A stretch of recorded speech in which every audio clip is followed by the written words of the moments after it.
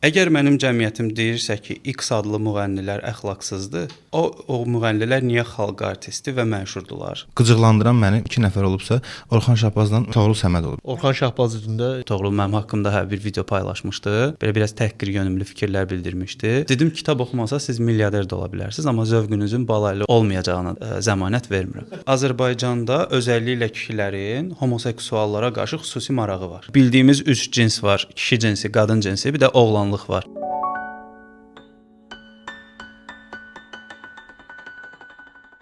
Salam. Salam. Sağ ol. Deməli, yeni oturdum, dedim ki, yeni bir dənə playlist hazırlayaq və playlistin adını qoyaq müəlliflə üzbəyüz və məncə çox gözəl alındı ki, ilk qonağımız Zid kitabının müəllifi, belə tutum, tam görsənsin, Orxan Şahbazdır. Orxan bəy, xoş gəlmisiniz. Çox sağ olun bəylər, təşəkkür edirəm. Necəsiz? Sağ olun. Az qala siz aldınız. Hələ yaxşıyıq. Mən qeyd aparmaqla biraz yavaş-yavaş deyəsən o cür formalaşacaq mənim bütün aparıcılıq şeyim. Bəzi qeydlər aparmışam. Uzatmadan sizin kitabla bağlı mövzuya girək. Onsuz da söhbət başqa yerə aparacaq bizi. Deməli sizin kitabda mənim nəzərimi çəkən bəzi məsələlər oldu. Yəni sizin də elə vurğuladığınız məsələlərdir. Əsas dil məsələsi. Ana dili orada başlığı ilə qəşəng bir rəvayət deyək də, rəvayətə gətirmisiniz söhbəti. Dovşan və Freyd rəvayəti. Bu belə deyim. Bu məsələ məni ümumi son zamanlarda gəldiyim bir yerə çox gətirdi çıxardı. Bizim Müşfiq bəylə də sizdən öncəki podkastımızda da bu məsələ yəni belə deyim, mənim özümdə də bir fikir kimi formalaşmağa tam başlamışdı. Sizin kitabı da oxuyanda biraz nə qədər açığı tələsi oxudum. Kitabı ki, hazırlıqlı gəldiyim bəzi kitabla bağlı müzakirə edə bilək. Bu mənə yəni ki, orada stop verdi. Belə bildiyiniz çox sürətlə oxuyurdum. Tap oxuyurdum. Orada bir dənə stop verdim ki, bu tam olaraq Müşfiq bəyin də dediyi mövzudur da ki, özün olmaq, özün olmaqla barışmaq. Yəni olduğun yerlə barışmaq. Söz verirəm sizə. Çox sağ olun, təşəkkür edirəm. Dil mənə görə və ümumi akademik araşdırmalarda da belədir. Düşüncənin əsasını təşkil eləyir. Ana dilində geniş şəkildə danışa bilmə, həm də düşüncənin geniş olmasına gətirir, çıxarır. Və burada məsələ mən ora çox fokuslamışam. Çünki Azərbaycan dilinin inkişaf eləməsinin kökündə dayanacaq əsas şey o dildə danışan insanların düşüncəsinin geniş olmasıdır. Bu olmayanda düşüncə qıt olur və sən ortaya istədiyin düşüncəni, istədiyin fikirləri istehsal edib çıxara bilmirsən və duyğularını bastırırsan. Bastırılmış duyğular da fərqli-fərqli formada ortaya çıxır və sən özünü dəyişdirirsən. Sən tam olaraq ifadə edə bilmirsən axı özünü sən kimsən. Nəticədə də insan özünü ifadə edə bilməyəndə kim olduğunu tam olaraq başa düşmür və bu da onun bir növ o müəllimimin dediyi fikir var idi, yeriyən alətə çevirir. Yəni sən canlısan, yeriyirsən, bir ideologiyaya sahibsən, amma tam olaraq kim olduğunu bilmirsən. O belə bir hal baş verir. Razıyam sizlə. Bu kitabda Təlan mən davam edirəm. Kitabda mənə ən çox cəlb edən şeylərdən biri, maraqlı gələn şeylərdən biri tapşırıqlar var idi. Hamısına çatdırmamışam tapşırıqların. İlk tapşırıq yadımda deyil, ikinci tapşırıq məni çəkdi özünə. Deməli, konkret sözün mücərrəd anlayışla paralel işlədilməsi tapşırığında belə bir ad qoydum tapşırığa. O tapşırıqda belə deyim, fikir ifadə eləməkdə mən həmişə konkret gedirdim. Yəni fikrimi konkret ifadə edirdim. Sonra siz onu dedikdə, bu daha doğrusu kitab onu dedikdə sizin həmin anda paralel montaj işləri də gedir. Müşfiq bəyin yəni qayıdıram. Müşfiq bəyin montaj işləri də gedir. Baxıram ki, natiqlik qabiliyyəti izah edə bilmirdim ki, dedim çox gözəl fikirlərini ifadə edir Müşfiq bəy. Bunun kimi ifadə etmək lazımdır. Baxıram ki, tam olaraq sizin o kitabda həmin o tapşırıqda qeyd elədiyiniz danışıq tərzidir. Bir misal çəkir, misalı mümkün qədər bəsit şeydən çəkir, amma hekayə bağlanır çox özəl bir şeyə və bu tapşırıq və bundan sonraki digər tapşırıqlar kimiləri də çatdırıb eləyə bilmədim. Mənə elə gəlir ki, doğrudan da şəxsiyyətdə ciddi fərq yaradacaq bir tapşırıqlardır. Deyim niyyədir? Məsələn, Azərbaycan cəmiyyətində var, deyir, bu adam kitab dilində danışır. Məsələn, həqiqətən də elədir də, o vaxtı baxırdın ki, real həyatda başqa cür danışırsan, başqa şeylər var. Filmdə, dərsdə və öyrənməli yerlərdə başqa şey öyrədirlər. Belə ikisinin arasında bir disbalans yaranırdı və sən başa düşmürdün tam olaraq düz hansıdır. Marketinqdə də var və Azərbaycan cəmiyyətində ən sevdiyi şey hekayə qurmaq. Hekayəni biraz mentalitetləşdirsək, məişətə salsaq, qeybət eləmək. İnsan konkret məlumatla mücərrəd məlumatı bir-birinə birləşdirəndə beyin yaradıcı hekayələr qurmağa başlayır. Məsələn, qeybətdə niyə insanlar çox uğurludular? Məsələn, bir-birinin arxasınca danışmaq və yaxud birini yıxıb sürmək və gəlsin üzünə də deyərəm, arxasınca danışmaq kimi çıxması. Sənar əlindədir də yazır. 100%. Çünki o obrazlaşdırır beynində. Mən çünki bunu tələbə vaxtından düşünürdüm ki, necə olur ki, bu adam burada çox yaxşı danışır. Həmin adamı qoy auditoriyaya özünü ifadə edə bilmir. Sıxılır. Ziddiyyətlər var. Akademik və məişət üslubunu birləşdirəndə yaradıcı bir şey çıxır ortaya. Yəni biri var, misal üçün də başımızın üzərində işıqlar var. Mən deyirəm ki, bu dünyanın ən yaxşı işıqlarından biridir ki, hal-hazırda bizi işıqlandırır. Siz bundan istifadə edə bilərsiniz. Bir də deyirəm ki, misal üçün bəzən görürsən ki, çəkilişlər üçün softboxlar olur, hansı ki işıqlar olur. Yaxşıdır, amma qiyməti ucuzdur. Alıb gətirib istifadə edirsən, bir-iki istifadədən sonra xarab olmağa başlayır. Bu həyatımızdakı yaxşı görünən, amma əslində ucuz olan dostlara bənzəyir. Ona görə biz həmişə çalışırıq ki, softbox satanda həmişə gür işığı olan və həmişə işıqlandıran bir şey olsun. Necə ki, o ağıllı dostlar bizim həyatımızı işıqlandırır. Yəni, mən bir adamla söhbət edersəm, softbox ona belə sataram. Çünki hekayəyə qurulması insanın beyninə daha yaxşı təsir göstərir. Nəsə hiss elətdirməlidir. Hiss eləməlidir qarşıdakı insan. Çünki insanlar özlərini niyə tiktokerlərə, müğənnilərə, hətta ələ saldıqları, söydükləri insanlara yaxın hiss eləyib onları məşhur eləyirlər. Çünki hiss eləyirlər onu. Akademik adamı niyə qəbul eləmir? Çünki o ona hiss elətdirə bilmir. Çünki o düşünür ki, akademik adam özünü ondan ağıllı hesab edir, o da onu görmək istəmir. O sən o hiss elətdirmə məsələsi biznesdə, real həyatda, ümumiyyətlə həyatımızın istənilən nöqtəsində önəmlidir deyə o tapşırıq bizi ora aparır əslində ki, biz danışanda bunlara diqqət eləməliyik. Bayaq sizə demişdim gül məsələsi ilə bağlı. Məsəl üçün xanımdır, kitabı imzalayanda deyir ki, mənə bir cümlə yazın, motivasiya eləsin. Deyirəm, mənim motivasiyadan zəhləm gedir. Deyir ki, amma siz yenə də yazın. Dedim, adın nədir? Deyir, Nərgiz. Yazdım ki... Demişdi, disiplinə daha çox şeyim. Yazmışdım ki, Nərgiz, adın kimi ol, çünki hər kəs gül kimi iş görmək istəyir. Nərgiz, Nərgiz gülü, gül kimi işlər. Beyin assosiasiya olunur və bir cümlədə amma ona qəşəng təsir göstərir. Yəni beyni nə qədər hekayə yönümünə qurursansa, o qədər yaxşı çatdırırsan. Ən yaxşı o da hiss elətdirməyi, toxunmaq. Yəni mən türklərdə görmüşəm, məsələn, onların qəşəng reklamları olur. Nəsə hiss elətdirmək. Bu indi bizdə də inkişaf edir, Talya Özbəyədə zətdə.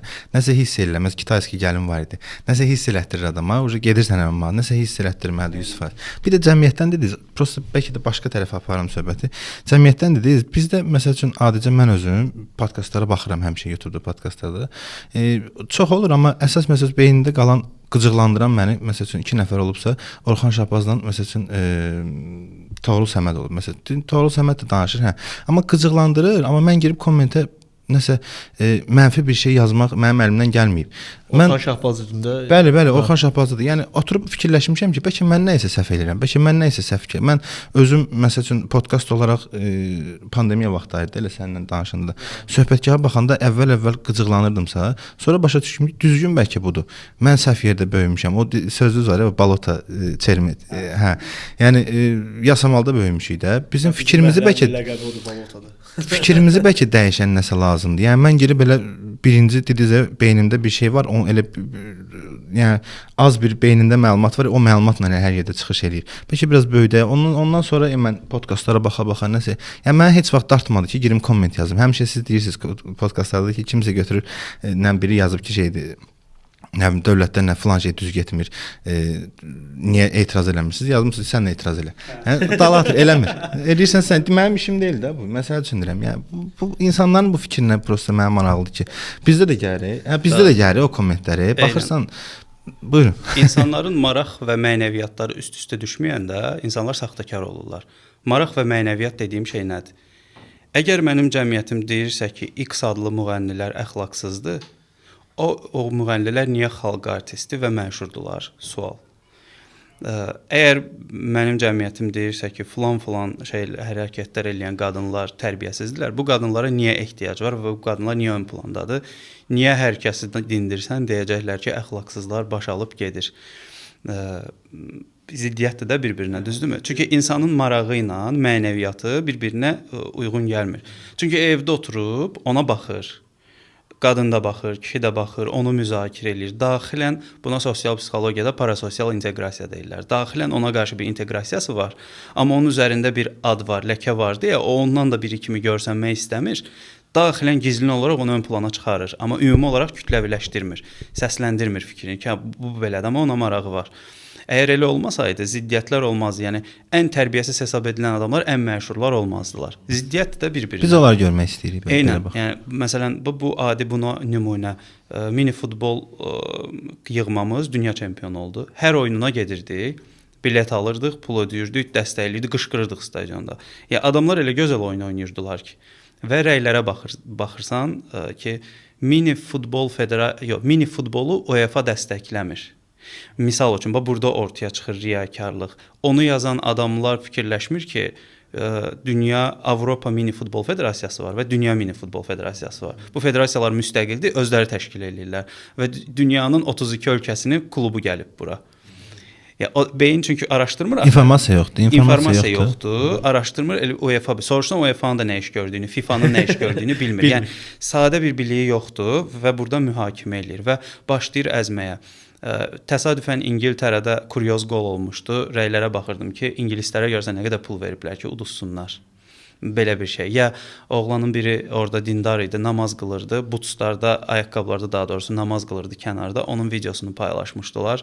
Yığıb sürürdülər yazı o futbolçunu ki, bəs namazda ayaqqabını çıxarıb eləmək lazımdır, filan şey. Hər bir söz deyirdi. Də bu belə riyakarlıq. İnsanlar qorxmur səhv çıxmaqdan. Mən məsəl üçün qorxuram nədən səhv çıxmır. Mən girib kiməsə komment yazsam və yaxud da hardasa bir sözümü demək istəsəm, ola bilər səhv də dediyim yerlər, amma maksimum dərəcədə araşdırmamış heç vaxt danışmaram.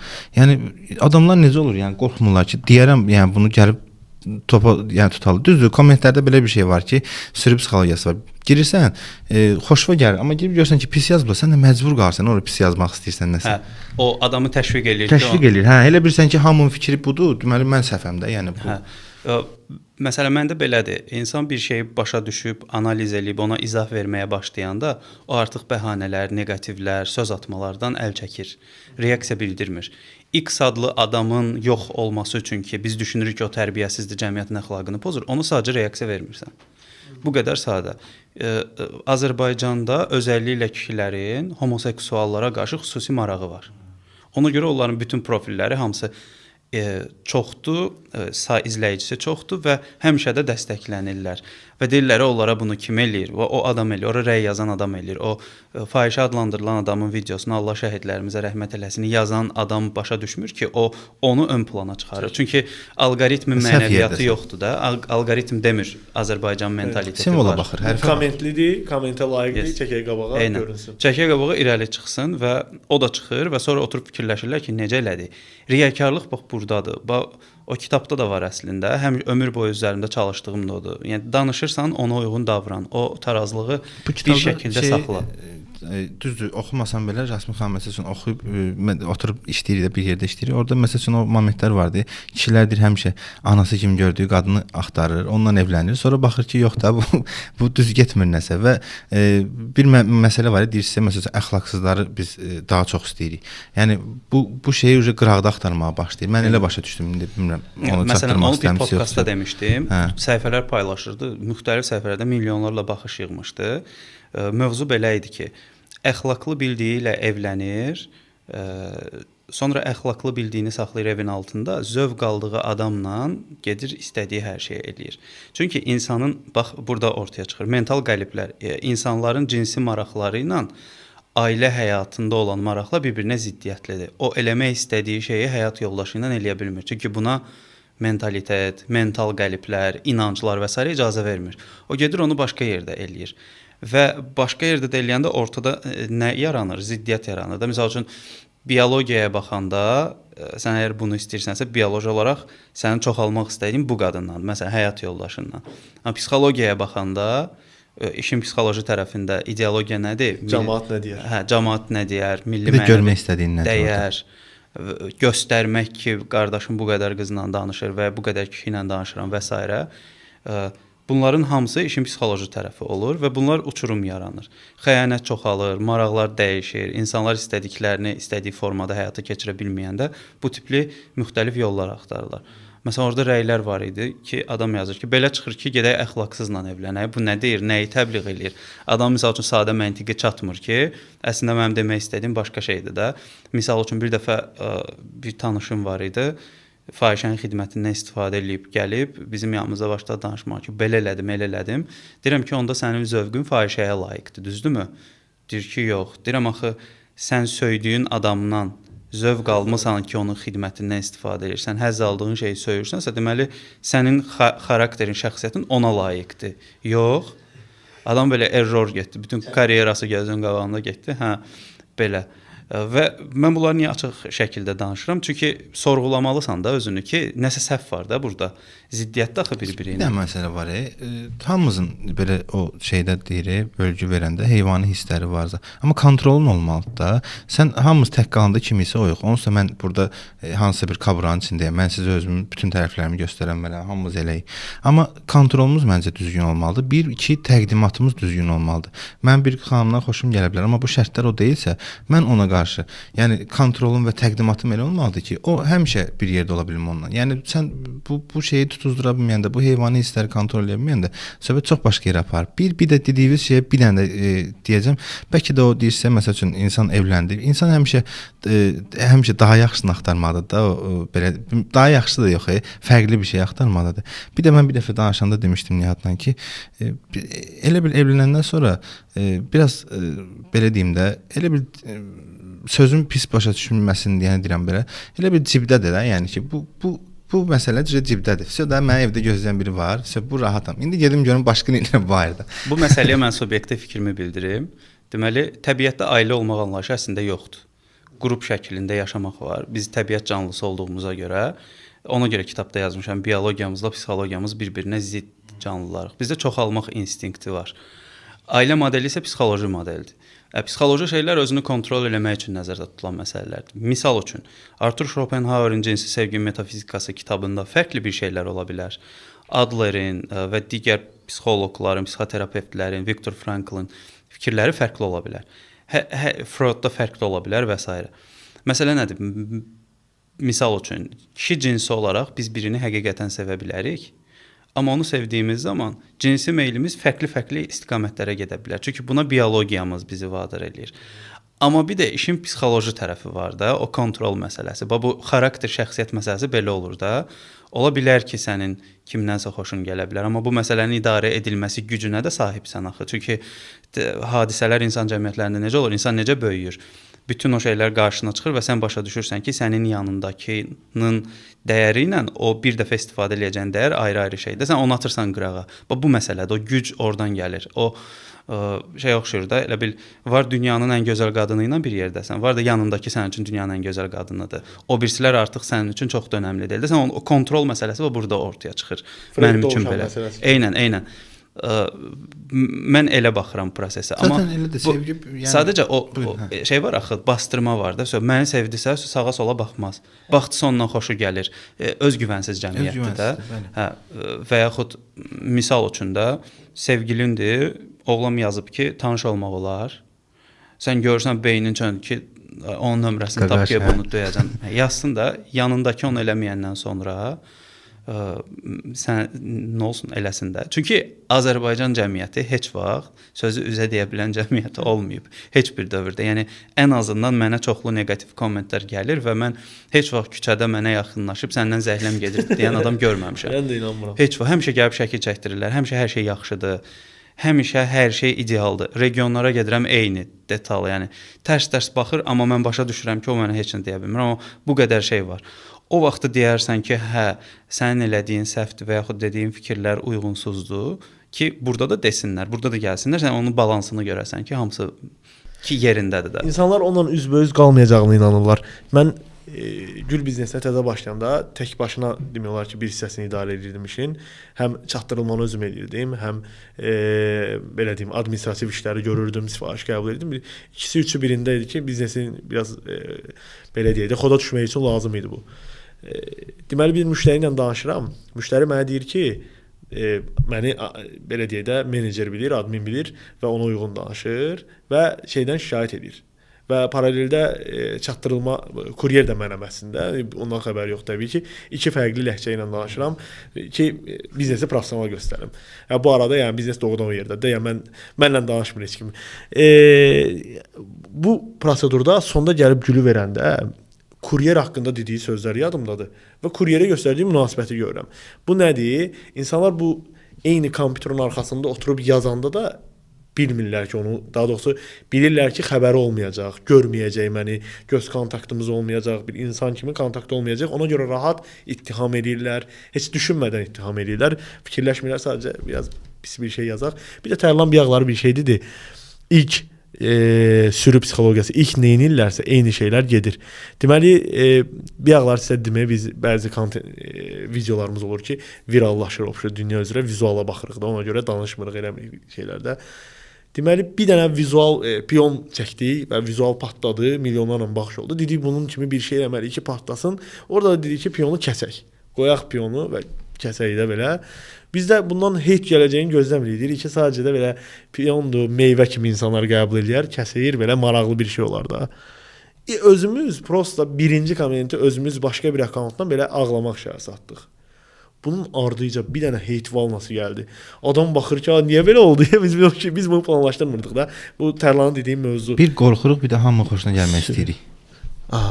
Hamının xoşuna gəlmək istəyirik də. Yəni 5 nəfər eyni fikirdədirsə, mən də o fikirdə olum. Şeydə var deyə baxmışdım mən. Yalandan bir qrup qoşublar, 5 nəfər oturub, 1 nəfər amma qıraq adamdır, 5 nəfər danışılıb. Stomatoloqun görüşündədir. Siqnal verilir, 5-i də durur ayağa. Bu da durur. Niyə durursan? Məsələ orada nədir? Bir şey deyəcəyimi unutdum.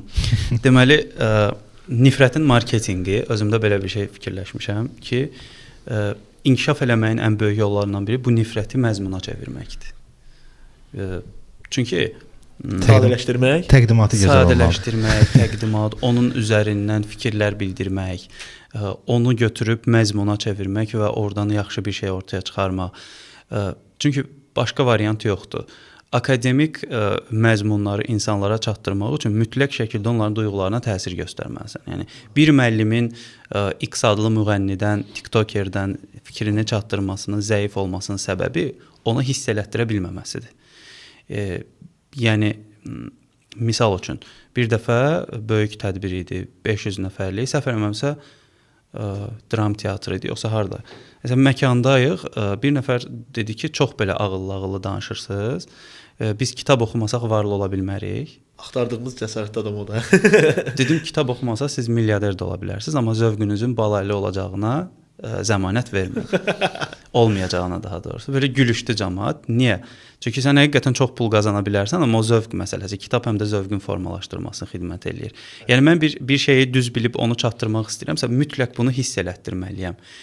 Azərbaycanlıların da ən çox hiss elədiyi şey nifrətdir, kindir, arxasınca danışmaqdır və bu çox yaxşı bir kontentdir. Sən bunu götürüb istifadə edəndə çox uğurlu bir yerə gəlib çıxırsan. Çünki insanlar problemləri, nifrət eləməyi, narahat olmağı çox sevirlər. Və sən mən artıq başa düşəndən sonra ki, o insan mənə niyə nifrət eləyir, onun nəsə deməyinin mənə önəmi yoxdur. Çünki mən onun artıq niyə nifrət elədiyinin izahını verə bilirəm. Artıq o mənə maraqlı deyil. Nə deyir desin. Bir dəfə Toğrul'la bağlı olmuşdu. Toğrul mənim haqqımda bir video paylaşmışdı. Düşmüşdü video trendə. Ki Orxan motivatordur, filan şeydir və belə biraz təhqir yönümlü fikirlər bildirmişdi. Sonra mənə söyüş yazmışdı ki, çaşma, səni bir də belə eləyərəm Facebookda. Mən ona belə cavab yazmamışdım. Sonra bir nəfər mənə rəy yazmışdı ki, sizin haqqınızda belə deyir, niyə fikir bildirmirsən? Mən də yazmışdım, hüquqi işlər qala-qala, mən niyə cavab verim?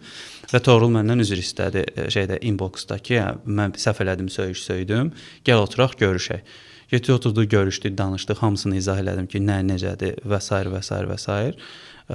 Sonra orada belə oldu ki, dedi, gəl canlı açaq, debat eləyək orada TikTokda və s. məsələlər belə. Və nəsə belə... Oldu o canlı? Yox, mən təbii ki, razı olmadım belə. O deyəcəkdim. Yəni, çünki mən var bir fikri izah eləyirsən. Var mən deyirəm ki, Nihat səhv adamdır. Var deyirəm ki, Nihat burada bir fikir bildirdi. Mən o fikrinə razı deyiləm. O şəxsiyyətə girən adamla heç vaxt oturub iş birliyi və s. eləmir. İzahı olmayacaq buna da. Yəni fikrimi götür izah elə də ki, Bəli. sənin fikrin burada səhvdir. Mən fikirlə razı deyiləm, bu fikir belə. Sən belə insansan və bu falan şeylər görə belə insansan. Bu səhvdir axı. Yəni mənim insan olmağımla bağlı niyə fikir bildirirsən? Çünki məsələn bir dəfə mən xaricdə olanda deməli şirkətlərin birində Starbucks-ın əsas heyətindən olan adam biri homoseksual idi. Bir nəfərdə bir adam var idi, homoseksuallara qarşı belə homofob idi, çox belə fikir bildirirdi və s. Bəlkə bunlar belədilər, bunlar elədilər və s. və Starbucks-da oturub kofe içəndə belə danışırdım. Mən sadəcə zarafat üçün dedim ki, filan adam bizə dərs deyib, filandır. Sən də onun o işlədiyi şirkətin əsas o ideya verən adam homoseksual, sən onun kofesini içirsən, ona pul ödəyirsən. Böyle kofe götürürsən. Yo, inanmıram belə şeylə. Deyirəm, zarafat edirsən, deyirəm, yox, bilmir də, yəni xəbəri yoxdur o prosesdən. Çünki Azərbaycan cəmiyyəti çox şəxsiyyətə girən cəmiyyətdir. Fikir müzakirə olunmur, şəxsiyyət müzakirə olunur. Yəni sənin fikrin yoxdur, avtomatik onun geyiminə qarışacaqsan, görünüşünə və s. şeyinə və bu da insanı uduzdurur deyə düşünürəm. Fikirlər rol oynayır ortada. Mən ona görə o fikirlə, ağılla, cümlələrlə öldürməyi daha çox sevirəm. Özü ilə məşğul olmur. Məsələn, sizin kitabda bir dənə yer var idi. Yadıma deyil, tapşırıqlardan biri idi səhv eləmirəmsə və dediniz ki, orada yazır ki, özündən nə isə demə. Yəni bəndlərdən biri də sadəcə özünlə danışmaq, özünü o dediyiniz, özünü müzakirə etmək, fikirləri müzakirə etmək. Orada özündən nə isə demə. O mən nəyə görə yadımda qaldı? Çünki mən qabaqlar olurdu ki, fikirləşirdim. O fikirlərin burulğanına gəlib düşürsən, gedirsən, birdən deyərsən ki, nə isə.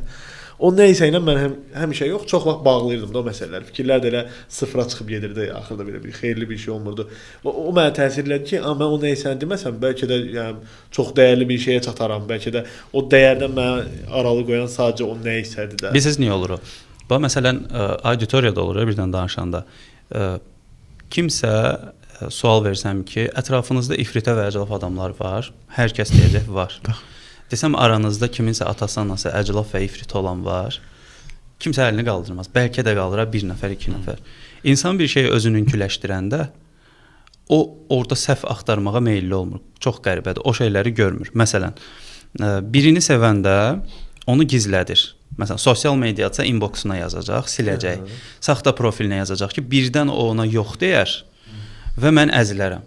Mənə qarşı çox olub, ona görə o təcrübəmdən bilirəm. Amma birinə nifrət eləyəndə onu rahatlıqla hər yerə yayır. O belədir, başı çatmır, başı xarabdır və s. deyir. Nifrətin yayılma surəti daha çoxdur, nəinki sevginin. Çünki sevgi özünə məxsus bir şeydir, nifrət isə ictimai bir anlayışdır. Özünə məxsus olanı gizlətməyə çalışırsan. Məndə isə elə deyil. Məsələn, tutaq ki, əgər mən evdə oturub ata-anama deyirəmsə ki, mən ali təhsilliyəm, oxumuşam, mən gör neynirsiniz bir əskərlikdə, hara saldıra bilərsiniz deyib, sonra çıxıb mən vətən üçün hər şey eləyirəm deyirəmsə, mən burada riyakaram. Və ya pul əl çirkidir, ruzini verən Allahdır. Tam yəni, pula qarşı münasibəti götürüb romantikləşdirsən, iki variant deyirsən. Tam ziddiyyət. Hə, tam ziddiyyətdir. Bir-birinə ziddiyyət. Mən bunun bir tərəfini tutmaq üçün mən özümdən üzləşməliyəm. Üzləşmə də sərt olmalıdır. Yəni sən səhvsən, qəbul elə ki, burada səhvsən və elə bir hərəkətin həm neqativ, həm pozitiv tərəfi var. İkisini də başa düşəndən sonra sən ortanı tuta bilirsən ki, sən niyə səhvsən, sən niyə İnsan ümumiyyətlə üzləşirsən. Barışığa gəlməyə çox böyük vaxt tələb edir. İnsan özü ilə barışığa gəlməyə. Çünki sən bayıra çıxırsan, başqa cürsən, məcbursan da, amma tək qalanda başqasan. Eynən. Kiminsə sözünü oxumuşdum, tələbəsidir daha doğrusu hansısa yazarın ki, reallıq hissini itirmək olmaz, yəni ki, unutmaq olmaz. Yəni real nədirsə odur. Amma çox çətindir. Məsələn, çünki mən indiyə 33 yaşım var, bu vaxtda ki, mən başqa cür göstərdiyim adamları təzədən dəyişə də bilmirəm. Eynən. Bu barışığa gəlmək çox vaxt aparır. Çox vaxt və qorxuludur. Elə bil ki, bütün həqiqətlərin dağıdırsan. Biz məhəllədən qopanda nə qədər çətin idi. Ən xırda bir şeydir. Yəni ki, bilirəm ki, sizdə də o temalar 100% olub. Onu görürəm ki, biz məhəllədən qopmağımız elə çətin. O ki qaldı başqa bir yerdə özümüzü sübut eləməyimiz. Yəni insanlar xoşlamır biz dəyişəndə. Mən bir dəfə podkastın birində səsləndirmişdim ki, mənim böyüdüyüm yer Çermet qəsəbəsi olub, Balota Çermet deyirlər. Orada narkoman olmamaq üçün mübarizə aparırsan. Deməli bir nəfər götürüb məhəllədə bu fikrimi yayıb ki, olduğu yeri bəyənmir, keçmişini danır. Amma söhbət başqa idi axı orada. Bu cəmaət başqa bir yerə streamit eləyəndə məhəllə dilinə deyəcəm. Mən amma hələ ki narkoman olmamaq üçün enerji itirirdim. Mən 20 il narkoman olmamaq üçün niyə enerji itirirəm? Olub da. Məsələn məhəllədə eşidirsən də söz gəlir ki, "Abi niyə məhəllə haqqında belə danışır? Belədir. Bizi bəyənmir və s. özünü dartıb dağın başına qoyur." Belə. Hətta bir nəfər var idi, yaxınlaşmışdı ki, niyə belə deyirsən, sən niyə belə deyirsən, nə bilim nə, deyirsən burada narkoman olur. Demişdim, narkoman deyilsən sən. Öz narkoman idi də özü də doğrudan. Yəni məsələ orada yaşayanları əslində pisləmək deyildi. Bax o şəxsiləşdirmədir də yenə də insan. Məsəl üçün yaşanılan yerin özünün insanları pisdir və sən bir fikir bildirəndə, əgər mən orada cümlə desəydim ki, sözüm hamıya aid deyil, bəzilərinə aiddir. Oradakı heç bir narkoman onu özünə qəbul eləməyəcək. Görəsən kimə deyil? Kəramat Böyükçeli o kimi həkimlər haqqında sözünü kəsdirsən. Həkimlər haqqında pandemiya vaxtı yazıb, nə bilim sağ ayaq yerinə sol ayağı kəsəni yazıb. Bir nəfər yığıb ona ki, bəs şeydə görüşə Bakı Dövlətinin heyətinə gedib oturublar, üzbəüz gəliblər. Kəramət də deyib ki, bəs şeydə mən bilsəydim, o da qayıdıb ki, bəs sən bilmirsən, mənim anam, atam, nə bilim, bacım hamısı həkimdir. Bu nə danışıqdır, vəbşə gəl bura deyib. Mən bilsəm sən anan, atan həkimdir, o sözü deyərəm. Qardaşım xoşuna gəlir. Bir şəxsləşdiribsə, mənim anam, atam deməyib, kimə nə deyirsən demə. Eynən. Axı sən orada o şəxsiləşdirmə məsələsini eləmirsən, sən ümumi yerin haqqında deyirsən və bu insanları narahat eləmiş olur. Mənim əhli uşaqlarım nə qədər dəyərli adamlar var orada. Uşaqlıqdan futbol oynadım adamlar, böyüdüyün adamlar, amma o qlobala çıxmaq üçün sən aşmalısan da o şeyi, o reallığı görməlisən. Çünki mən öz ailəm haqqında da reallığı deyirəm, yaşadığım yerdə, öz həyatımla bağlı hər şey deyirsən ki, belədir də məsələ. Bunu qəbul eləməlisən. Buzovna söhbəti deyirsən, siz fikir bildirsiniz. Eynən, buzovna söhbətindəki hadisədə, hamı məsələn orada necə idi? Deyir ki, buzovnaya niyə gedirsən? Deyir, orada bir dənə xala var. Yəni hamı bunu gündəlik dildə istifadə eləyir də. Hamı yerdə bir dənə xala vardı. Yəni oturub 5-6 oğlan bir-biri ilə söhbət eləyəndə gəlin, qızım, balam, xalam sözünü kim birinci bir mənalı öz əsas mənasını başa düşür? Heç kim. Bəli. Amma qızım deyəndə başa düşür də nəyi demək istəyirsən. Bəli. Yəni həyat yoldaşım əvəzinə evdəkilər sözün kəşf olunub da bizdəki. Deyirsən evdəkilər yanımdaydı. Üzr istəyirəm. Üzr istəyirəm evdəkilər yanımdadır. Belə evdəkiləri çıxarmışam gəzməyə. Yəni həyat yoldaşımdır da bu ifadədir. Çünki artıq bu düşüncənin senzurasıdır da. Biz bunu harda əziyyətini çəkirik? Marketinqdə sloqan fikirləşəndə, copywritingdən istifadə edəndə. Ya ətdəkan olur, ya da ki qəbul olunmaz. Tutmur, adam başa düşmür də onu. Ta ki biz sloqan tapmışdıq, özünüzü dağın başına qoyun. Tur şirkəti idi, insanları dağa aparır. Super. Ya uğurluydu. Ya sizdə də yaxşıdır. Başdan başlayırıq. Bir yerə ad tapmışdıq, uşaqların zəkasının inkişaf mərkəzi. Adı Bacarıq idi. Bacar ortada nöqtə IQ, IQ. Zəkanı ifadə edir. Ya məzmun yaratmışdıq coffee shop üçün. Səndən kofenin oxşar cəhəti bilirsən nədir? Hər ikinizin üzü qaradır, amma kofe adamı xoşbəxt eləyir. Yəni bax fikir verin, böyük əksəriyyəti neqativ üzərinə qurulub. Bəli. İnkar. Birinci neqativdən başlayır ki, fikir cəlb eləsin. Aklına qarşı. Məsəl üçün uşaq vaxtı anamın mənə dediyi sağ ol bala, üzün ağ olsun sözü var idi və danlayanda elə deyirdi. Biz ona reklam çəkdik. Quru təmizləmə yeridir. Anası oğlunu danlayır. Oğlan ağ rəngdə köynək geyinib, deyir səni başa saldıq, başa düşmədin. Elə bir öz anamı təsəvvür eləyirəm də o reklamda belə. Oğlan deyir ki, çox sağ ol bala, üzün ağ olsun, elə koftan kimi. Oğlan belə koftasına baxır, sonra oradan reklam çıxır. Negativi çeviririk marketinqə. Yəni negativin üzərindən elə bir irəliləyirik. O bayaqki o negativ məsələsini gətirib çıxarır. Çünki bir yazı oxumuşdum, deməli deyir o bina indi aşacaq, altında oturub cəmaət nədə oynayır, domino oynayır, binada aşacaq. Gəlmişəm, yaxınlaşmaq bir-bir deyirəm ki, bir bina aşacaq. Hamı deyir, yer gedişindən məşğul. Deyir, gördüm ya bina aşacaq, bunlar öləcəklər də, adama mənə qulaq asın. Keçdim uzaqdan, başladım bunları söyməyə. Söyəndə gəldilər üstümə, bina aşdı. Amma yenə də gəldilər üstümə də. Yəni ora şey eləmirlər. Yəni sən o adamları ayıldımağı, o didizə çelməkdəki məsələdə o başa düşmür. O şəxsi fikirləşir ki, gəlim o ilə öz razburkamı həll edeyim. O nə söz deyir. Qaqaş, xeyir olasan belə dem. Bax, bizdə orada bir hərbi hissə var idi. Məhəllədən çıxan kimi divarın üstünə yazılmışdı ki, ay anası göyçək, bura zibil atma. Keçən dəfə görəndə o boyamışdılar oranın. Mühit insanın təfəkkürünü formalaşdıran əsas detallardan biridir. Yəni o sən belə danışanda deyirlər ki, özünü ağıllı hesab eləyir və ya bizi saymır, bizə yuxarıdan aşağı baxır. Əslində bu deyil. Əslində öz o bədbəxt tərəflərini görsən ki, bizim də formalaşmamamızın kökündə dayanan detal budur da, hansı ki biz çox mənəviyyatlı, qeyrətli, namuslu cəmiyyətik. Amma həm də divarda elə bir şey söyüş yazılır. Çox qəribədir. Görəsən o kontingent oranı çermet eləyir, balot eləyir, yoxsa ümumiyyətcə o lokasiya adamları? Sistem sosial psixologiyada belə formalaşır. İnsanların ideologiyaları, ideologiyaların yaratdığı mühit, mühitin yaratdığı sistem. Yəni oradakı insanlar necədirsə, o da ora çevrilir, ona formalaşmağa başlayır. Hə. Və burada da belə bir detal var. Fikir verin, hər şey Azərbaycanda yerlərə görə müəyyən olur. Nepotizmdir da bu, qohumbazlıq, tayfabazlıq, yerli bazlıq. Haralısan filan yerdən, filan yerin oğlanları belə olur, filan yerin adamları belə. Həmişə igidlər buradan çıxıblar və belə bölmələr var da hamısına. İnsan olaraq yanaşma yoxdur. İnsanların şəxsiyyətinə müdaxilə rahatlıqla var, amma insanlara insan olaraq yanaşma yoxdur da, ideologiya olaraq yanaşma var ki, buradasansa əla, yoxdursa getdi. Bu mexanizm belə işləyir insanların beynində. Bu sən sual verdin, onlar insanlar oranı elə eləyir, yoxsa deməli bu tipik iqtisadçı ekspert var səhifə Instagramda, eko ekspert edib desandı. Orada bir dənə müzakirə qoydular. Neçə günlərlə getdi Bakının ən yaşanılmalı rayonları belə müqayisəli səs verməklə aktivliyi saxlamaq üçün olan bir həmlədir. Hə, yasamal məsələ olur ki, mən birinci bir dənə təəccüb etdim ki, yasamal yoxdur. Heç bir səs vermədi, yasamal olmadı. Necəsə uduzub çıxmayıb da finala. Mən də şey deyirəm, balet edirəm yasamal. Baxdım ki, son fikirləşdim ki, yasamal niyə olmasın? Ya bu burada da pul verib dayda şotuna kimsə qabağa getməyib ki, cəmaatın səs verməsidir də. Sonra yadıma düşdü ki, mən indi yasamalın elə balaca bir hissəsində qalıram ki, burada yaxşıdır, sakitçilikdir, səs-küy yoxdur. Amma bizim buralar böyüyüb boya başa çatdığımız yerlərdə axşam saat 11, 12, 1, 2 demədən söyüş, səs-küy, indi vaxtı ilə avtoxuliqanlıq olan vaxtı səsləri, səs-küy, bunlar heç biri ardı arası kəsilmirdi. Yəni davamlı məruz qalırdıq.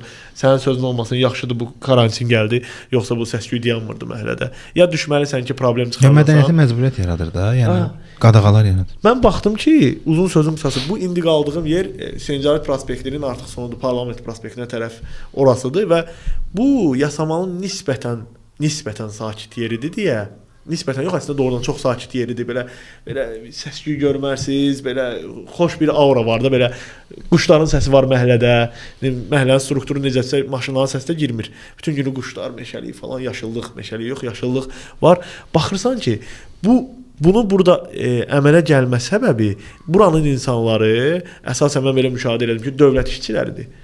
Və uşaqları da nisbətən belə deyim, yüksək vəzifəli dövlət işçiləridir, belə vurğulayım. Uşaqlar da burada deyil, gənclər burada deyil, hansısa daha lüks yerlərdədir və ona görə məhəllə boşdur. Məhəllə boşdur deyə qanlı qaynayan uşaqlar çöldə hansısa bir, belə deyim, divijeniyada deyil. Bu divijeniya yoxdur deyə sakitçilikdir və gözəl bir atmosfer yaranır burada. Yasamalın digər yerlərində bunu müşahidə edə bilərsiniz.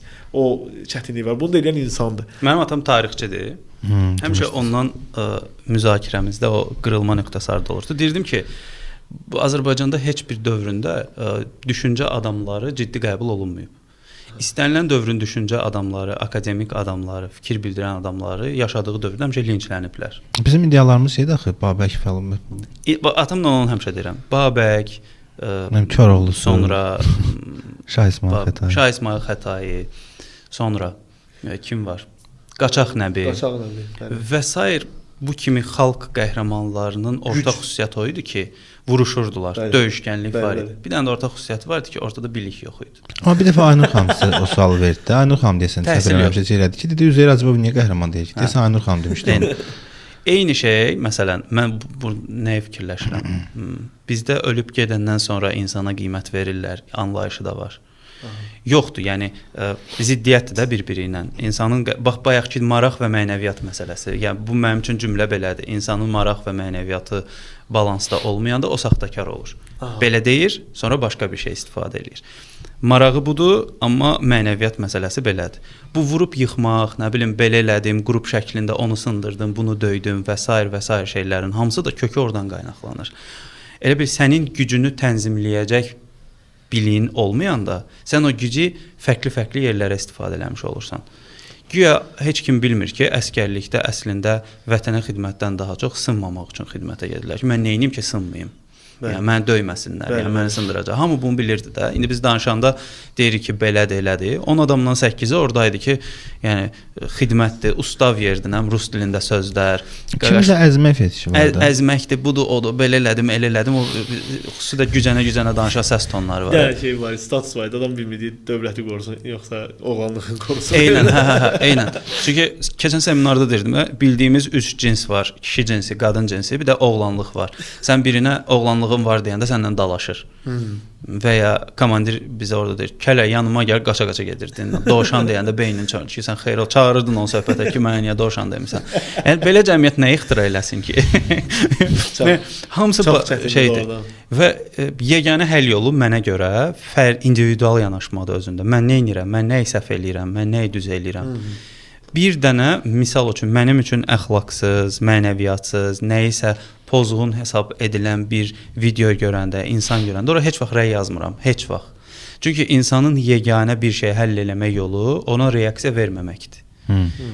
Yəni bir qadını öldürsən, əgər futbola marağı yoxdursa, ki qadınların çoxunun futbola marağı yoxdur, baxmayacaq da o. Bizə də aparıb öyrətsələr ki, dırnaq belə düzəlir, baxmayacaq ona. Həm kiprik qaynağı.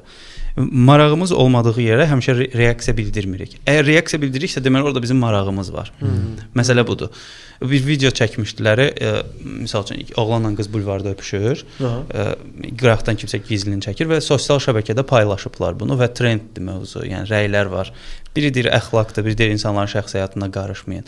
Amma işin indi qanuni tərəfinə gələndə insanın o hüquqi tərəfi var da, sən xeyr ola birinin icazəsi olmadan onun fəaliyyətini çəkib və qınayırsan. Nəyə əsasən? Əgər o ictimai bir şey olmayıbsa, bunu özü eləməyibsə, belə bir şey. Asanlıqla bunu eləyirlər. Yəni mən oradan öpüşən adam ayda o öpüşür, mən ona reaksiya vermədiyim müddətcə, biz reaksiya vermədiyimiz müddətcə və insanlar reaksiya vermədiyi müddətcə o yoxdur. Yoxdur, bəli. Deməli sən o reaksiya verirsən ki, o var da, hə. Amma sən nə bilim, hə, buyurun. Ağac məsələsi var idi. Bilmirəm sizin kitabını oxudum yoxsa deyir hansısa deyir uzaq bir meşədə bir ağac. Yox deyəsən sizin kitabda deyildi. Prosta təzə beynimdəki məlumat. Kitabda əslində bilmirəm yazmışam yoxsa yox. Belədir. Qaçaq Nəbi filmində bir səhnə var. Mən bu arada Azərbaycan bütün milli filmlərinə baxmışam. Çox əladır hamısı. Sizin adam tərlan. Tuturlar bunları orada. Bir dənə oxuma yazması olan orada deməli Mirzə olur. Mirzə olur, hə. Deyir ki, bir gün meşəyə vəlvələ düşür ki, bəs üstümüzə dəmir parçası gəlir, hamımızı qıracaq. Qoca Çinar deyir, başını qaldırır, deyir ki, balaca dəmir parçası bizə neyniyəndir? Biri o birisi oradan ağac deyir ki, sapı bizdəndir. Sapı bizdəndirsə, onda hamımızı qıracaq. Məsələ budur.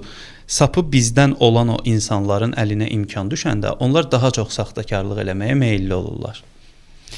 Məsələn, çox rahatlıqla Azərbaycan cəmiyyətində istədiyim bir hərəkəti eləyib, böyük bir kütlə tərəfindən qəbul edilib, istədiyim formada varlana bilmə imkanına sahibəm. Mən orada şəhid, qazi, əxlaq, yəni indiki qızlar belədir, əsas qızlara aiddir da bu, belədir, elədir. Ana, ata söhbəti ki, valideynlərin sözünə qulaq asın və s. Bu tipli əsas damar mövzuları götürüb, davamlı məzmun paylaşsam və ortaya qoysam, mən bir ayın içərisində xalqın qəhrəmanına çevirəcəm. Halaldır. Eynən. Yəni mən götürüb bir video çəksəm ki, tutaq ki, bu indiki qızlara da bax, bədən şəkilləndirmə eləyirlər, dodağını şişirdilər, orasını, burasını şişirdilər. Təmiz əxlaqımız pozuldu. Hanı bizim oğullarımız, Burla xatun, Sara xatun hardadır? İnanırlar onlar sizcə? 100% inanırlar ki, halaldır, haqqı deyən oğlandır. Və ya istədiyin hərəkət elə, sonra bir şəhid ailəsi ilə gəl şəkil çəkdir, qoy, denən ki, onlar bizim fəxrlərimizdir, biz onlara görə bu yerdəyik. Bir dəqiqənin içərisində sən qəhrəmansın. Səmimi olmadığını hamı görmür. Görmür onu. Çünki insanların, orada da var, səmimiyyət insanın danışdıqları ilə etdiklərinin balansıdır. Əgər mən burada belə danışıb, çıxıb çöldə hansısa qızın arxasına baxıramsa, mən əxlaqsızam. Yüngül mənada əxlaqsızam. Çünki ən yaxşı halda, hə. Çünki ya mən danışdığımın arxasında durmalıyam da. Bu danışıq və davranış balansı belə olur. Misal üçün 13 yaşlı qız hamilə qalmışdı. Onun videosunu paylaşmışdım. Aşağıdan yazmışlar ki, indiki 13 yaşlı qızların nə etdiyini bilsən, belə danışmazsan. Yazmışdım ki, neçə belə 13 yaşlı qız görmüsən, deyib 5-6 dənə. 5-6 dənə qıza görə ümumi 13 yaşında olan uşaqları haqqında səsləndirdiyi fikir budur. Əminəm ki, özü görməyib, kimdənsə eşidib. Sadəcə fərziyyədir. Hətta insanların içərisində ən çoxu olan mənəm, heç mən elə şey görmürəm. Niyə ora diqqət eləmirsən axı sən? Çünki sənin o marağın o deyil də ki, mən axtarım ki, görüm. Alqoritmə düşmür. Kim belə eləyir? Bəli. Mənim nə işimə qalıb kim dodağını şişirdir, kim orasını burasını. Sənin ona marağın yoxdursa, sən öz bədənini və psixologiyanı tanıyırsansa, istəyir, nə bilim, ət çəkən maşınla evlənsin, nigah eləsin. Mənim nə aidiyyətim var? Reaksiya məsələsidir. O ictimai qınaq anlayışı var. Bu biraz səhv yöndə yozulur da. Elə bilirlər ki, tutaq ki, bu düz deyilsə, bu düz deyil, hamı onu vursun, ictimai qınaqdır bu və o onu eləməsin. İctimai qınağı biz necə formalaşdırırlar? Çağırır ailəsinə, məsələsində atıram Egizin verilişində bir nəfər tupoydu da, bu yavını bilinir ki, tupoydu bu. Bu tupoyu çağırıb, oradakılar biraz ondan ağıllıdır. Biz də televizyon qabağında biraz bunlardan ağıllıyıq. Biz özümüzdən tupoyunu görəndə xoşbəxt oluruq. Vəssalam. Yəni tatmin eləyir söhbətdə. Yəni qutardı ki, tupoyu qoyub ortağa şey eləmək nə var? Yəni sən normal bir dənə ağıllı adam qoy ortaya, gör onunla söhbət eləyə biləcəksən, yoxsa yox. Yəni cəmaət əslində bu prosta nə istəyirlər onu verir. Bir dəfə şey dedim, Vaqif Mustafazadə demişdi, nə istəyirlər onu göstəririk. Vəssalam, yəni məni qınaya bilməzsən mən orada amaçın Hindistan kinosunu verim. Yəni nə istəyirlər onu göstəririk. Mən ikinci kitabım da var, indi yazıram hələ ki, Feoddur adı. Orada manipulyasiya və inandırma ilə bağlıdır məsələlər. Orada qeyd eləmişəm bir dənə cümlə var ki, insanları heç kim durduq yerdə manipulyasiya eləmir. İnsan bunu özü istəyir deyə manipulyasiya olur. Tutaq ki, mən bu biliklərimdən istifadə edərək piramida sistemi qura bilərəm. Səadət zənciri. Qaça bilsəm ölkədən qaçarım, qaçmasam tutacaqlar məni. Yanlış yöndə eləyərəm. Mən inandıraram ki, ona sən milyonçu olacaqsan qısa zamanda, statusundan da istifadə edib ön plana gedirsən. Və çox rahatlıqla bunu eləyə bilərəm. Çünki əlimdə yaxşı imkanlar var. Çünki o mexanik insana necə təsir eləmə yolunu bilirəm də. Amma bu mənə maraqlı deyil. Elə bir sistem eynidir. Ortadan bir dənə yol ayrılır da. O şeydə var idi, hekayədə, nağılda it hürən tərəfə gedirsən, yoxsa işıq gələn tərəfə. Mən o it hürən tərəfə gedirəm ki, ora səs-küylüdür, o dahadır da, o səs-küy yaratmalısan ki, insan ayılsın da və başa düşsün ki, bu proses necədir. Budur, yəni insan onu özü istəyir, ona ehtiyac. Yəni mən sizə inanmaq istəməsəm, yəni inanmayacağam onsuz, amma səbəb axtaracağamsa, manipulyasiyada səbəb axtarıramsa, mən belə bir ki, özüm gəlmişəm ki, inandır məni, yəni. Bir də məndə bax məsələn belə bir şey var idi. Mən fikirləşirdim ki, tamam, bizim ailə biliklidir, atam tarixçi, anam müəllim və s. və s. amma pul yoxdur. Mən necə eləyə bilərəm ki, 3 Azərbaycan reallığı kiminsə varlı qızını almadan, həqiqətən evlənmədən yox da almadan, yaltaqlıq eləmədən və ona buna pul atmadan pul imkanlı ola bilərəm. Mən biliyi necə pula çevirə bilim? Bizə satmağı öyrətməyiblər axı. Mənim ağıllı, bilikli və mənə dərs öyrədən heç bir insan mənə pulu necə qazanmaq lazım olduğunu öyrətməyib. Universitet də öyrətmir bunu. Çünki mən orada o şeyə diqqət eləyirdim. Çünki ümumi araşdırmada demişdiniz, mən sözünü kəsirəm, papa idi məsələn repetitor dedi yox. Ata deyirəm mən repetitor ola bilmərəm. Amma mən repetitorun yanına hazırlığa getmişəm. Ata deyirəm ki, necə olur ki, sən olsan biz varlı ola bilərik. Deyir, yox, mənim prinsipimə ziddir. Amma oğlun repetitorun yanına qoy ki, universitetə qəbul olsun. Ki repetitorun da yanına niyə qoymalısan? Bu sən məktəb təhsili ilə olmalı idi da bu. Amma yenə də bizə uşaqdan satmağı öyrətməyiblər. Və səhv eləməyə şansını öyrətməyiblər satmağı. Mən otururdum öz üzərimdə işləməklə ki, mən biliyimi pula necə çevirim? Ki ağlamayım sonra ki, bizdə buna qiymət vermirlər. O belə bir söz də var axı, bizdə yaxşılara qiymət vermirlər. Bizdə həmişə iş var, işçi yoxdur. 100% elədir. Yəni bax biz şirkət olaraq əməkdaşlar axtarırıq, tapa bilmirik. Yəni bir 300 Posat doludur iş vakansiyasında, işçi yoxdur. Ola bilər məvacib az olar, amma işçi yoxdur, yəni. Yoxdur. Reallıqda biraz məvacib məsələsi var. Mən özüm də bir necə deyirlər, türklərin sözünə də işlətmə sahibi olaraq məvacib məsələsinin işlər rolunu tam belə etiraf edirəm, amma bazarın reallığı budur. Yəni biz bu bazar reallığından kənara çıxa bilmərik. Yəni 1000 manatlıq bir maaşa birdən 3000 manat verə bilmərik də, yəni bu reallıqlar. Və o biliyi pula çevirmək məsələsi mənim həqiqətən ən yaralı nöqtəm olub. Çünki fikirləşmişəm, ümumiyyətlə ümumi insan davranışının 3 əsas tərəfi var. Bir nüfuz, status məsələsi, bir pul qazanmaq, bir də çoxalmaq. 3 dənə detaldır əsas. Yəni insan o 3 əsas sütunu da 3 bucağa bölsək. Mən burada fikirləşirəm ki, nüfuz sosial mediadır, status və o pul məsələsi də öz biliyindən bunu əldə eləməlisən. Çünki siz balaca olanda görmüsünüz, öz biliyindən kitab oxuyub A nöqtəsindən Z nöqtəsinə gəlib və varlı olan adam. Mən görməmişəm məsələn. Həmişə görmüşəm alver, ya onunla kimlənsə evlənib, kimsə onu ön plana çıxarıb və s. Və mən belə olmaq istəmirəm heç vaxt. Və bunu özümdə formalaşdırmışam. Çünki bütün bilikli hesab etdiyim adamlardan soruşanda ki, mən bunu pula necə çevirə bilərəm? Ona görə ki, kapitalizmin kökü onsuz da puldur. Biz sosialist cəmiyyət deyilik. Mənə bunu öyrədən olmayıb. Heç kim öyrədə bilməyib. Amerikan biznesi, xaricdə olan proseslər, yəni mən Instagramda otururam, Allah var, Allah yoxdur eləyən adamların qırğınına baxıram, amma Instagram bizi ora cəmləyib. Mən də ordayam, orada baxıram. Qırğın eləyən də ordadır. Onun meydanında biz dava eləyirik. Bəli.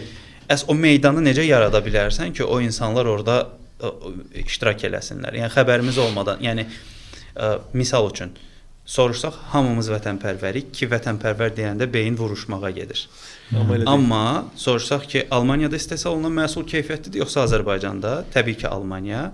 Alman BMW və Mercedes-i satır Azərbaycanlıya. Azərbaycanlı BMW-ni götürür Mercedes-i və başlayır müzakirə eləməyə ki, BMW kişi maşınıdır, Mercedes arvad maşını. Pulu o qazandı, ön plana o çıxdı, istehsalı o elədi, vətənpərvər biz olduq. Kimsə fikirləşə bilər ki, yox, elə deyil, amma vətənpərvərliyin özü həm də pul yarada bilməkdir, nəsə ideya verməkdir, nəsə istehsal eləyə bilməkdir və s. şeylərdir. Çünki bu kompleks şəkildə baş verən prosesdir. Amma biz vurub yıxmaqla bağlı məsələni ön plana çıxarmışıq deyə bunun rahatlıqla biz deyirik ki, yox, budur, bu səhvdir. O dəfə maraqlı bir şey oldu. Dedilər ki, bizim ölkənin iqtisadiyyatını neftçilər təşkil eləyir də, yəni ki, əsas puldan neft. Biz deyir, həmin o neft sahəsində işləyən adamlara xüsusi qayğı ilə yanaşsa, bu da vətənpərvərlikdir. Yəni söhbətgahda deyəsən orada olaraq xüsusi qayğı ilə yanaşsa, bu da özü də vətənpərvərlik. Şərt deyil əlimizdə tüfəng olmaq. Burada kitabda qeyd eləmişəm onu. Bu mənim həyatımda böyük dəyişikliklərə səbəb olan məqamlardan biri idi. Məna yükləmək. Mən bunu hansı məna ilə eləyirəm? Tutaq ki, əgər xəyanət anlayışının cinsi tərəfini ortadan çıxarıb məsələn, belə bir mənalandırsaydıq ki, yerə zibil atmaq xəyanətdir, qışqıra-qışqıra danışmaq, növbəni pozmaq və s. Buna maksimum tərbiyəsizlik yükləyirlər deyə. Xəyanət tərəfi budur. Yəni, bir kişinin və qadının xəyanəti ölümlə nəticələnə bilir, amma insanların və təbiətə ziyan vuran zibilin yerə atılması tərbiyəsiz hesab olunur. Çox da insanlara maraqlı deyil. Qəribə ziddiyyətdir. Hə? Yəni, yükü daha ağır da xəyanətin tərbiyəsizliyin yanında, ona görə. Eynən. Ona daha çox məna ilə yüklənib ki, bu belədir. Məsələn, bir insan yerə zibil atanda yeri süpürən qadınlara, təbiətə, heyvanlara, digər insanlara mane olur. Bunun özü böyük bir xəyanətdir mənim üçün. Amma heç vaxt ona insana deyilməzsən ki, sən xəyanət edirsən. Onu qəbul eləməyəcək ki, nə olar? Və yaxud piyada keçidində yolu səhv keçmək, qaydaları pozmaq, bilərəkdən bunu düz şəkildə həyata keçirməməyin özü adi hal kimi. Bəlkə də vicdansızlıq xəyanətdir. Mənə görə də. Ya da ki, məsəl üçün kimsə öz iş saatlarında öz iş saatını öz mənfəətinə istifadə edir. Hansısa işin verdiyi imkanı öz mənfəətinə istifadə edir. Oturduğu stolda bundan belə üstünlüyü kimi danışır. Eynən. Belə şoka düşürəm ki, necə oldu? Mənim üçün subyektiv fikrimdə hər şey mənim üçün bir prinsipdir. Fərqi yoxdur. Burada xanım var, iş var, nəsə var. Bu prinsiplərin ziddinə getmək və əks getmək özün üçün xainlikdir. Çünki xəyanəti sən əgər xanım nəzərdə tutulursa, qarşı tərəf eləmirsən, sən öz prinsiplərini eləyirsən. Çünki artıq sən rahatlıqla 2 dəqiqənin içərisində özünü satdın başqa tərəfə. İşin mənəvi tərəfi. Eyni şey işə də aiddir. Bax, misal üçün, marketinqin əslində mənəviyyatı yoxdur. Belə bir cümlə istifadə eləmişdim. Yəni, tutaq ki, deyək ki, biz üçümüz dostuq, üçümüzün də marketinq şirkəti var. Nihat ayrı bir iş görür və biz bilirik ki, biz Nihatdan daha yaxşı iş görə bilərik və daha uyğun qiymətə. Biz elə şərait yaradırıq ki, Nihatın işinin əlindən alırıq. Məsələn, bazarda. Məndə o yoxdur. Çünki biz dostluq deyirsən ki, yox, dostu ayıbdır da, yaxşıdır. Üz-üzdən utanar. İşin mənəvi tərəfi artıq girir ortaya. Amma marketinqə görə, biznesa görə yox, sən orada elə bir taktika qura bilərsən ki, nə olsun dostsan, bu ola bilər. Amma yenə də o prinsip pozulur da ki, dostuna xəyanət elədin, ayıbdır və s. Slujbadır. Eynən. Bax, bu detallardır. Harada fırlansa, son nəticədə bacarığını pula çevirə bilirsən, yoxsa yox. Çünki nə qədər qızıl xırdalasaq belə, real olaraq qızılımız yoxdursa, xırda görünür insanların gözündə. Cibində pulun yoxdursa, sənə qulaq asmırlar. Qulaq asacaqlar, amma cibində pulun olmadığına görə sənə sıxılacaqlar. Bunun bir şəkildə tarazlığını tutmaq məsələsi. Bir də pulun yoxsa danışa bilmirsən onsuz. Danışsan belə bir yerə qədər qulaq asırlar, sonra sıxılırlar. Ki, mənim atam çox yaxşı danışır, çox maraqlı adamdır, amma sıxılırdılar, pulu yoxdur da. Bir də bacarığın adını qoymaq da çətindir, mən sizə deyim. Mən özüm nə bacardığımı indinin özündə də kəşf eləyə gedirəm ki, mən nə bacarıram. Çünki mən həmişə demişəm ki, mən xüsusi əl bacarığım yoxdur, xüsusi yaddaş bacarığım yoxdur. Mənə görə 2 halı var bacarığın. Bir, pula çevrilə bilən bilik, bacarıq hesab olunur. Yəni sən onu istifadə edərək kimisə problemini həll edib oradan pul qazanırsan. 2, mənəvi olaraq bizi irəli aparır. Sən ondan istifadə edərək özünü təkmilləşdirirsən. Misal üçün velosipedlə Bakı, Neftçala Bakı gedib gəlmişdi dağ velosipedi ilə. 413 kilometr. Şəhid dostumu ziyarət edib qayıtmışdıq və bu bir bacarıqdır və ekstra adama özgüvən verir. Mənəvi olaraq səni irəli aparır. Həyatında, yəni yaşayan biləcək ən yaxşı fəaliyyətlərdən biridir mənim üçün də. Çünki o insanı 1-5 irəli aparır. İşin o bacarıq tərəfi o. Hədəflər həmişə uzun vadəli. 100%. Hə. Bir də çox üzr istəyirəm. Buyurun. Xaricilərin verdiyi motivasiyalar, o xəyallar və s. Azərbaycanda işləmir şəxsən mənim həyatımda. Çünki Azərbaycanın reallığı fərqlidir. Akademik məlumatları oxuyub sən real həyatda bunu işdə tətbiq edə bilmirsən. Sən məsələn mənim xaricdəki marketinq müəllimimə keçən dəfə danışırıq. Burada böyük şirkətlərin marketinqlərini həyata keçiririk. Ona izah edə bilmirəm ki, müəllim, biz planı yazırıq.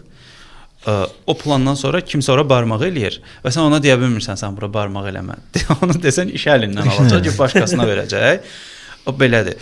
O deyir ki, necə olur ki, sən planı pulsuz yazırsan. Deyirəm, burada bunu pulsuz eləməsən, o səndən işləməyəcək. O başa düşmür ki, xidmət nə deməkdir. Hələ yavaş-yavaş ona gedirsən də. Sən bura biraz Azərbaycanlaşdırılmış versiyaları daxil edirsən ki, işləsin sistem. Sən inam yaratmalısan da, avans olmaq üçün inam yaratmalısan ki, mən kiməm? Yəni sən hələ şey eləmir də, yəni ki, sən başqa cür yanaşır, yəni ki, sənin o datavı hörmət eləmir bəlkə də. Sən biraz özünü sübut eləməlisən ondan sonra, amma bilir kimi yanına gəlib. Bax, o da. Mən kitabla bağlı bir dənə kitaba geri dönsək. Burada belə bir sual yarandı məndə. Sözlər düşüncə tərzimizə təsir edir. Bu yoxsa düşüncə tərzimiz artıq bizim danışıq tərzimizi formalaşdırır. Bu kitaba geri dönürəm ki, əla. Söz, məsələn biz doğuluruq, doğulanda bilmirik harda doğuluruq. Böyüdükcə bizə bir informasiyalar yüklənir. Buna görə bizdə fikirlər formalaşır. Aha. Söz fikirləri yaradır, fikirlər toplanır, düşüncəni formalaşdırır. Tutaq ki, o həmin son düşüncə bir sistem halındadır da elə bil. Onun kökündə də o sözlər və arxasında da mənalar yatır. Misal üçün, X adlı yerdə qaynana ağır cinayət törətdi. Aha. X adlı yerdə ana ağır cinayət törətdi. Qaynana daha yüngüldür, daha gülməlidir. Eyni cümlədə də bir dənə q, ay sözü hərfi birləşir. Çünki sözə yüklənən məna fərqlidir deyə. Ailədə qız uşağı şirin olur, qadın şeytan da kişini yoldan çıxarır, ana müqəddəs cənnət anaların ayaqları altındadır, qaynana ifritədir. Obraz qadındır, amma yüklənən mənalar fərqlidir. Həmin o sözlər formalaşır və mənanı yükləyirlər bura və rahatlıqla bu proses gedir. Yekun olaraq deyərdik ki, biz dilimizlə öz düşüncəmizə təsir göstərir. Eynən. Bax, söz istifadə edirik. Filan şey mənə çatmır da. Çox yararsız, heç bir faydası olmayan düşüncədir, ifadədir. Bu mənə çatmır da. Elə bir ki, başa düşürsən ki, sən gerizəkalısan, bu fikir sənə çatmır. Yəni sənə çatmır. Mən bunu başa düşürəm, amma analiz eləyə bilmirəm və yaxud çünki səsləndirdiyimiz fikirlər, dediyimiz sözlər xarakterimizə yansıyır həm də. Tutaq ki, məsələn mənim haqqımda fikir səsləndirir. Bu adam boş insandır. Mən ona niyə rəy yazmıram və bu mənə niyə maraqlı deyil? Çünki əsaslandıra bilmir onu. İzahı yoxdur dediyi çünki sözü. Cümlə səhvdir axı. Mən bunu onsuz da insanların arxasınca danışırlar da. Çünki bu mənim uğurumdur. Mən zirvədəyim. Kimi qəbul eləmirəm heç vaxt. Mən baxıram ki, məsələn bu adamın istifadə elədiyi söz özü başa düşür ümumiyyətlə. Yəni nəyə əsasən deyirsən? Yəqin ki, yox. İfadə eləyə bilmir axı özünü. Yəni özünü ifadə eləmək məsələsi ona görə çox vacib detaldır. Razıyam. Bax bunlar ona görə düzgün sözün seçilməsi, düzgün yanaşmalar, cümlələrin doğru qurulması çox yaxşıdır ki, sən başa düşəsən ki, nəyi necə edirsən. Mən son sualımı vermək istəyirəm. Ümumiyyətlə bizim qayəmiz nədir? Yəni necə olmalıyıq bu cəmiyyətdə? Yəni bizim bəlkə missiyamız nədir? Onu bəlkə bilmirik. Bizim toplu olaraq deyə bilmərəm, amma insan olaraq, şəxs olaraq deyə bilərəm. Birinci məsələ mənim seçdiyim yol nədir? Mənəvi və maddi olaraq, yəni mən nə qazanmaq istəyirəm və kim olmaq istəyirəm? 2. Bunu necə eləyirəm? Yəni necə eləməliyəm? Hansı yollardan istifadə edərək bunu eləməliyəm? 3. Mən nə yaratmalıyam? Necə yaradıcılıqla yeni bir şey ortaya qoya bilərəm? Və dördüncü məsələ öz həyatıma davamlı olaraq necə təkmilləşdirə bilərəm ki, başqalarının həyatına burnumuz oxumayım və oturub onu incələməyim. Başqası soruşmadığı müddətcə kiminsə həyatı haqqında rahatlıqla fikir irəli sürməyim. Və ən əsas məsələ fikirləri necə müzakirə edeyim, yəni şəxsiyyətini yox, fikirlərini. Vicdanlı. Yəni fikir məsələsi odur ki, kim deməsindən asılı olmayaraq ki mən onu bilim. Çünki xalq artistlərimiz də səfərməmsə Röyada, Aygündə 100 adamdan soruşsaq ki, necə adamdılar, rəylərə baxsaq, bunlar da belədilər, elədilər. Amma Röyanı və Aygünü çölə çıxaranda şəkil çəkdirmək və mahnılarını dillər əzbəri olması göstərir ki, bu riyakarlıqdır da, insanın dediyindən davranışı üst-üstə düşmür. Məsələ budur. O balansı tuta bilsə insan, ki mən onu həmişə tutmağa çalışıram ki, o olmasın. Kritika da olmalıdır. Bu olmaq belə. Çox sağ olun Orxan bəy. Son olaraq bir dənə mən bir şey dəqiqləşdirim. Kitabı insanlar hardan ala bilər? Biz sağ olsun köməklik elədilər, biz əldə elədik. Normalda hardan ala bilərik? Bütün kitab mağazalarında var. Bütün. Əksəriyyətində var. Əksəriyyətində var. Okay. Bizdə bizim özümüzdən də əldə edə bilirsiniz, nəşriyyatdan da əldə edə bilirsiniz. Okay. Arxadan videonun axırındansa link və yaxud qoymaq olar, kitab hətta QR qoymaq olur səhv eləmirəmsə. İlk 25 səhifəsini də oxuya bilirsiniz, saytdan daxil olur. Cəlb edici olar daha da. Hətta ki, məsələn, bəlkə insanın xoşuna gəlmədi. Kitab salmağa görə izah eləməliyik bayaq hissətdə. Çünki kitabda motivasiya ilə bağlı heç nə yoxdur. Sadəcə motivasiyanın akademik izahı var. Kitab ancaq ziddiyyətlərdən bəhs edir ki, həyatımızda bizdə var olanla olması gərəkən şeylərin bir-birinə ziddiyyəti. Niyə var və bu niyə belədir və bunlar arasında fərqlər nədir? Bunu izah eləməyə çalışır. Belə. Çox sağ olun. Siz də sağ olun. Təşəkkür edirəm. Görüşərik. Görüşərik.